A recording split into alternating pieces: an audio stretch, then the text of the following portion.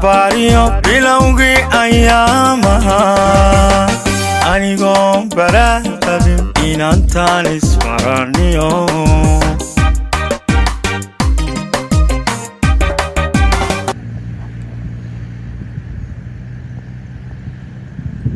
halkani waa magaalo xeebada berbera waa caasimadda gobolka saaxil waa magaalo aad u qurux badan jawigeedu waa kulayl waa magaalo wax badan ku caana halkan taaganahay waa taalada loo dhisay moofada cilmi boodheri oo ahaa aabihii jacaylka Somaliland ama Soomaaliyeed sida dadku u yaqaanaan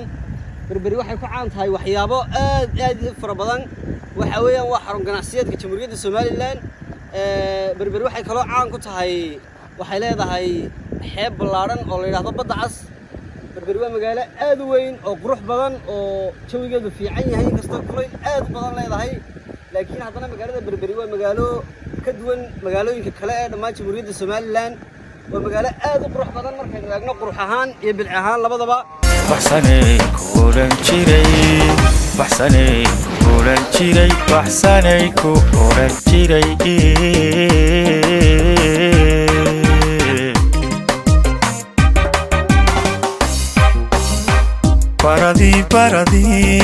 baradii dadka eegiyo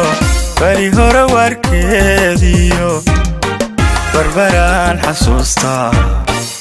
iyo bari samaadkii barbaraan badda dhexdeedii baanu ku dhex jirnaa halkaasaanu ku baashaalaynaa waxaanu leenahay asxaabta halla dabaasho halla dalxiiso dhulkeenna hooyo halla tago marka baalkaa iga muuqdo tahriib baan isleeyahay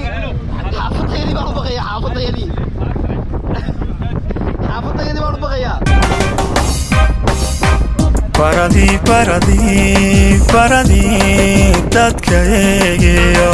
bari hore warkeediyo barbaraan xasuustaa iyo bari samaadkii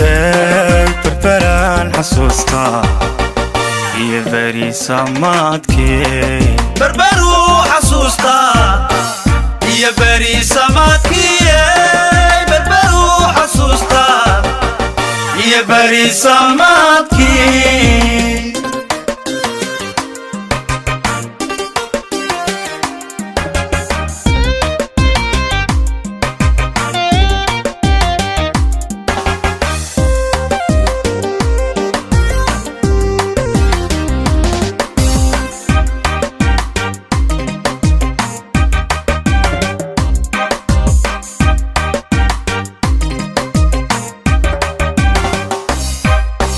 baradkan ku abaabiya bugcaddi kalgacaalada anigoo u beer nugul inantiya bugcaddi kalgacaalada anigoo u beer nugul inantaan u baahdiyo baradii dadka eegi